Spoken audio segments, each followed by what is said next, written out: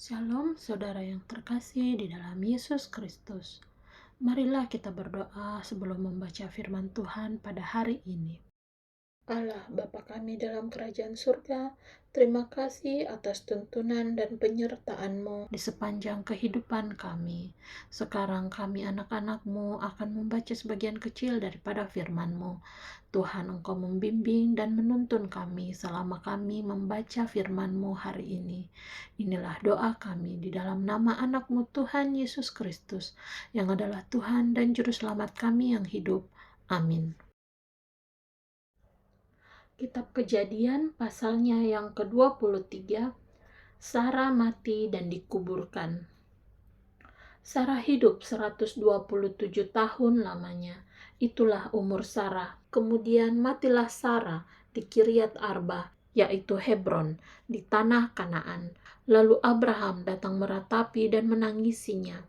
Sesudah itu Abraham bangkit dan meninggalkan istrinya yang mati itu, lalu berkata kepada Bani Het, "Aku ini orang asing dan pendatang di antara kamu. Berikanlah kiranya kuburan milik kepadaku di tanah kamu ini, supaya kiranya aku dapat mengantarkan dan menguburkan istriku yang mati itu." Bani Het menjawab Abraham, "Dengarlah kepada kami, tuanku.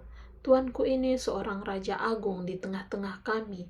Jadi kuburkanlah istrimu yang mati itu dalam kuburan kami yang terpilih. Tidak akan ada seorang pun dari kami yang menolak menyediakan kuburannya bagimu untuk menguburkan istrimu yang mati itu." Kemudian bangunlah Abraham lalu sujud kepada Bani Het, penduduk negeri itu, serta berkata kepada mereka, "Jika kamu setuju bahwa aku mengantarkan dan menguburkan istriku yang mati itu, maka dengarkanlah aku dan tolonglah mintakan dengan sangat kepada Efron bin Sohar, supaya ia memberikan kepadaku gua Makpela miliknya itu, yang terletak di ujung ladangnya. Baiklah itu diberikannya kepadaku dengan harga penuh untuk menjadi kuburan milikku di tengah-tengah kamu." Pada waktu itu Efron hadir di tengah-tengah Bani Het. Maka jawab Efron, orang Het itu, kepada Abraham dengan didengar oleh Bani Het, oleh semua orang yang datang di pintu gerbang kota. "Tidak, tuanku, dengarkanlah aku.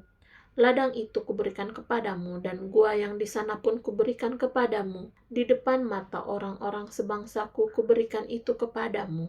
Kuburkanlah istrimu yang mati itu." Lalu sujudlah Abraham di depan penduduk negeri itu, serta berkata kepada Efron dengan didengar oleh mereka, "Sesungguhnya jika engkau suka, dengarkanlah aku. Aku membayar harga ladang itu.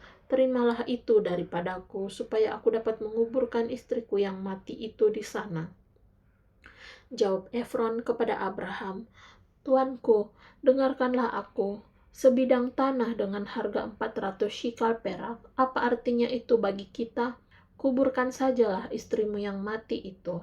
Lalu Abraham menerima usul Efron, maka ditimbangnyalah perak untuk Efron, sebanyak yang dimintanya dengan didengar oleh Bani Het itu, 400 shikal perak, seperti yang berlaku di antara para saudagar. Demikianlah ladang Efron yang letaknya di Makpela di sebelah timur Mamre, ladang dan gua yang di sana, serta segala pohon di ladang itu, bahkan di seluruh tanah itu sampai ke tepi-tepinya, diserahkan kepada Abraham menjadi tanah berlian di depan mata Bani Het itu, di depan semua orang yang datang di pintu gerbang kota. Sesudah itu Abraham menguburkan Sarah, istrinya, di dalam gua ladang Makpela itu di sebelah timur Mamre, yaitu Hebron di tanah Kanaan. Demikianlah dari pihak Bani Het ladang dengan gua yang ada di sana, diserahkan kepada Abraham menjadi kuburan miliknya. Kejadian pasalnya yang ke-24, Ribka dipinang bagi Ishak. Adapun Abraham telah tua dan lanjut umurnya, serta diberkati Tuhan dalam segala hal. Berkatalah Abraham kepada hambanya yang paling tua dalam rumahnya, yang menjadi kuasa atas segala kepunyaannya, katanya, Baiklah, letakkan tanganmu di bawah pangkal pahaku, supaya aku mengambil sumpahmu demi Tuhan, Allah yang empunya langit dan yang empunya bumi, bahwa engkau tidak akan mengambil untuk anakku seorang istri dari antara perempuan Kanaan yang di antaranya aku diam. Tetapi engkau harus pergi ke negeriku dan kepada sanak saudaraku untuk mengambil seorang istri bagi Ishak anakku. Lalu berkatalah hambanya itu kepadanya, mungkin perempuan itu tidak suka mengikuti aku ke negeri ini. Haruskah aku membawa anakmu itu kembali ke negeri dari mana tuanku keluar? Tetapi Abraham berkata kepadanya, awas, jangan kau bawa anakku itu kembali ke sana. Tuhan, Allah yang empunya langit, yang telah memanggil aku dari rumah ayahku, serta dari negeri sanak saudaraku, dan yang telah berfirman kepadaku, serta yang bersumpah kepadaku, demikian, kepada keturunanmu lah akan kuberikan negeri ini. Dialah juga akan mengutus malaikatnya berjalan di depanmu, sehingga engkau dapat mengambil seorang istri dari sana untuk anakku. Tetapi jika perempuan itu tidak mau mengikuti engkau, maka lepaslah engkau dari sumpahmu kepadaku ini. Hanya saja, janganlah anakku itu kau bawa kembali ke sana. Lalu hamba itu meletakkan tangannya di bawah pangkal paha Abraham, tuannya, dan bersumpah kepadanya tentang hal itu. Kemudian hamba itu mengambil 10 ekor dari unta-untanya dan pergi dengan membawa berbagai-bagai barang berharga kepunyaan tuannya. Demikianlah ia berangkat menuju Aram Mesopotamia ke kota Nahor. Di sana disuruhnyalah unta itu berhenti di luar kota dekat suatu sumur pada waktu petang hari, waktu perempuan-perempuan keluar untuk menimba air. Lalu berkatalah ia, Tuhan, Allah Tuanku Abraham, buatlah kiranya tercapai tujuanku pada hari ini. Tunjukkanlah kasih setiamu kepada Tuanku Abraham. Di sini aku berdiri di dekat mata air, dan anak-anak perempuan penduduk kota ini datang keluar untuk menimba air. Kiranya terjadilah begini, anak gadis, kepada siapa aku berkata, tolong miringkan buyungmu itu, supaya aku minum, dan yang menjawab, minumlah, dan unta-untamu juga akan kuberi minum. Dialah kiranya yang kau tentukan bagi hambamu Ishak, maka dengan begitu akan kuketahui bahwa engkau telah menunjukkan kasih setiamu kepada tuanku itu. Sebelum ia selesai berkata, maka datanglah Ribka yang lahir bagi Betuel, anak laki-laki Milka, istri Nahor, saudara Abraham. Buyungnya dibawanya di atas bahunya. Anak gadis itu sangat cantik parasnya, seorang perawan, belum pernah bersetubuh dengan laki-laki. Ia turun ke mata air itu dan mengisi buyungnya, lalu kembali naik. Kemudian berlarilah hamba itu mendapatkannya serta berkata, tolong beri aku minum air sedikit dari buyungmu itu. Jawabnya, minumlah Tuan. Maka segeralah diturunkannya buyungnya itu ke tangannya, serta diberinya dia minum. Setelah ia selesai memberi hamba itu minum, berkatalah ia, baiklah, untuk unta-untamu juga kutimba air, sampai semuanya puas minum. Kemudian segeralah dituangnya air yang dibuyungnya itu ke dalam palungan. Lalu berlarilah ia sekali lagi ke sumur untuk menimba air, dan ditimbanyalah untuk semua unta orang itu. Dan orang itu mengamat-amatinya dengan berdiam diri untuk mengetahui apakah Tuhan membuat perjalanannya berhasil atau tidak. Setelah unta-unta itu puas minum, maka orang itu mengambil anting-anting emas yang setengah shikal beratnya, dan sepasang gelang tangan yang 10 shikal emas beratnya, serta berkata, anak siapakah engkau? Baiklah katakan kepadaku, adakah di rumah ayahmu tempat bermalam bagi kami?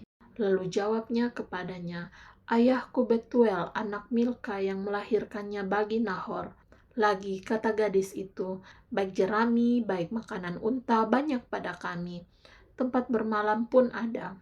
Lalu berlututlah orang itu dan sujud menyembah Tuhan serta berkata, terpujilah Tuhan, Allah Tuanku Abraham, yang tidak menarik kembali kasih-Nya dan setia-Nya dari Tuanku itu. Dan Tuhan telah menuntun aku di jalan ke rumah saudara-saudara Tuanku ini. Berlarilah gadis itu pergi menceritakan kejadian itu ke rumah ibunya. Ribka mempunyai saudara laki-laki namanya Laban. Laban berlari keluar mendapatkan orang itu ke mata air tadi. Sesudah dilihatnya anting-anting itu dan gelang pada tangan saudaranya, dan sesudah didengarnya perkataan Ribka saudaranya yang bunyinya, begitulah dikatakan orang itu kepadaku. Ia mendapatkan orang itu yang masih berdiri di samping unta-untanya di dekat mata air itu, dan berkata, "Marilah engkau yang diberkati Tuhan, mengapa engkau berdiri di luar, padahal telah kusediakan rumah bagimu, dan juga tempat untuk unta-untamu." Masuklah orang itu ke dalam rumah, ditanggalkanlah pelana unta-unta, diberikan jerami dan makanan kepada unta-unta itu. Lalu dibawa air pembasuh kaki untuk orang itu dan orang-orang yang bersama-sama dengan dia. Tetapi ketika dihidangkan makanan di depannya, berkatalah orang itu, "Aku tidak akan makan sebelum kusampaikan pesan yang kubawa ini." Jawab Laban, "Silahkan." Lalu berkatalah ia, "Aku ini hamba Abraham. Tuhan sangat memberkati tuanku itu, sehingga ia telah menjadi kaya. Tuhan telah memberikan kepadanya kambing domba dan lembu sapi, emas dan perak, budak laki-laki dan perempuan, unta dan keledai. Dan Sara, istri tuanku itu, sesudah tua telah melahirkan anak laki-laki bagi tuanku itu. Kepada anaknya itu telah diberikan tuanku segala harta miliknya. Tuanku itu telah mengambil sumpahku, engkau tidak akan mengambil untuk anakku seorang istri dari antara perempuan Kanaan yang negerinya kudiami ini. Tetapi engkau harus pergi ke rumah ayahku dan kepada kaumku untuk mengambil seorang istri bagi anakku."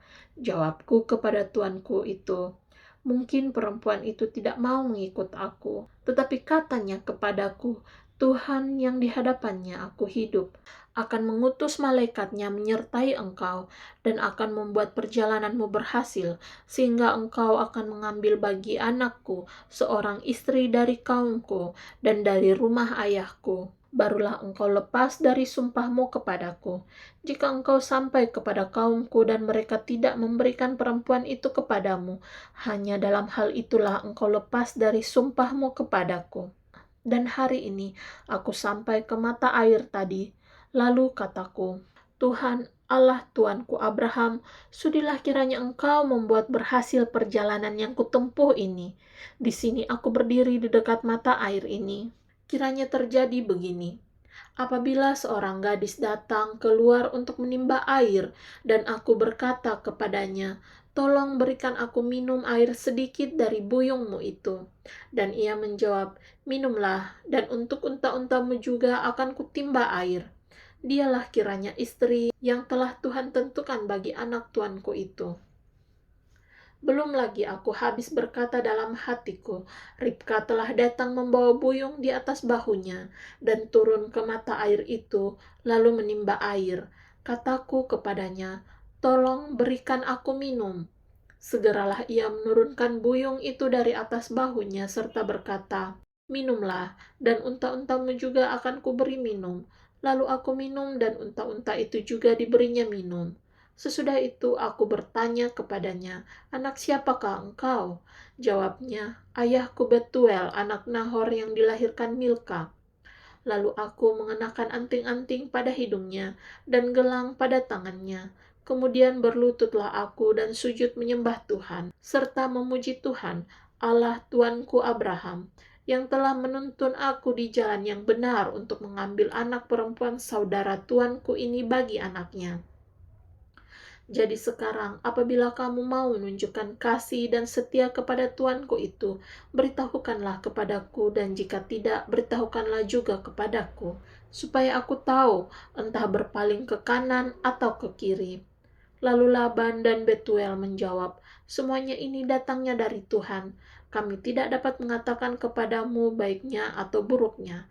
Lihat, Ribka ada di depanmu, bawalah dia dan pergilah, supaya ia menjadi istri anak tuanmu, seperti yang difirmankan Tuhan."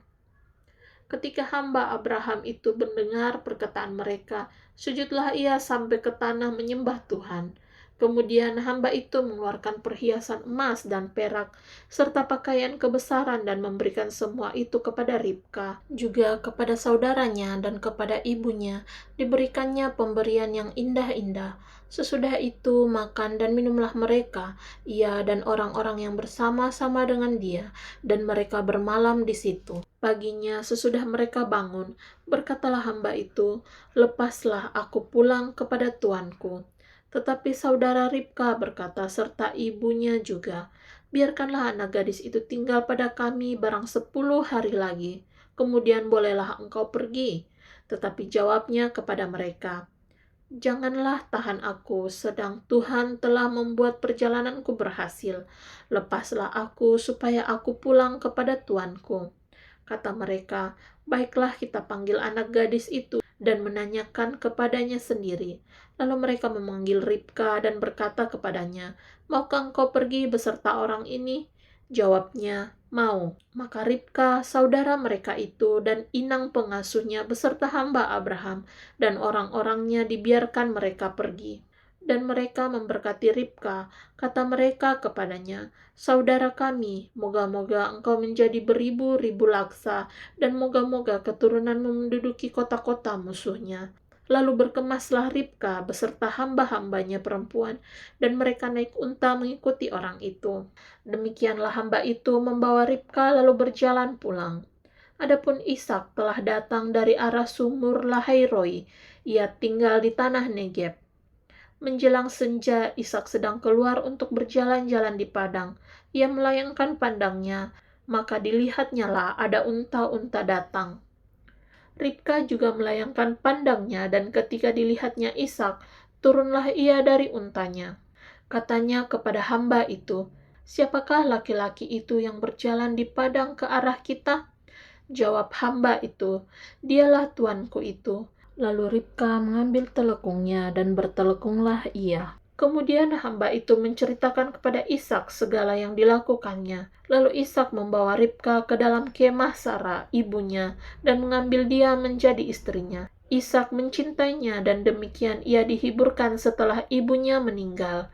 Amin untuk firman Tuhan. Tuhan Allah Bapa kami, terima kasih buat tuntunan dan penyertaan-Mu di sepanjang kami membaca firman-Mu. Ya Bapa, berkatilah kami di sepanjang hari ini. Kiranya apa yang kami lakukan dan apa yang kami kerjakan selalu seturut dengan kehendak-Mu. Inilah doa kami. Dalam nama anak-Mu Tuhan Yesus Kristus kami sudah berdoa. Amin.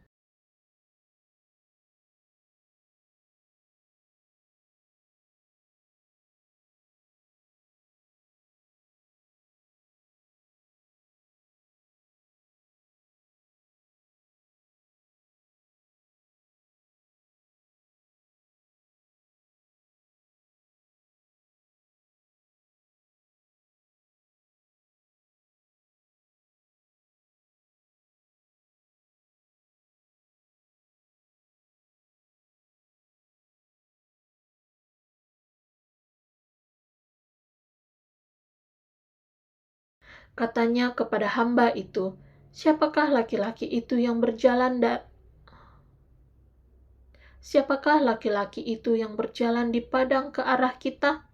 Jawab hamba itu, "Dialah tuanku itu." Lalu Ribka mengambil meng, lalu Rib,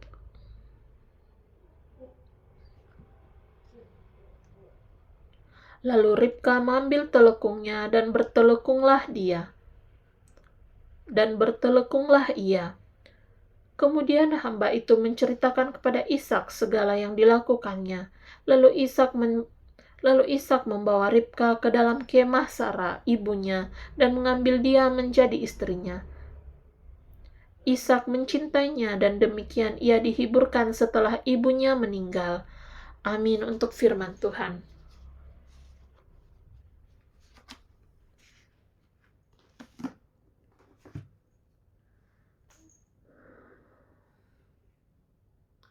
Tuhan Allah Bapa kami, terima kasih buat tuntunan dan penyertaan-Mu di sepanjang kami membaca firman-Mu. Ya Bapa, berkatilah kami di sepanjang hari ini.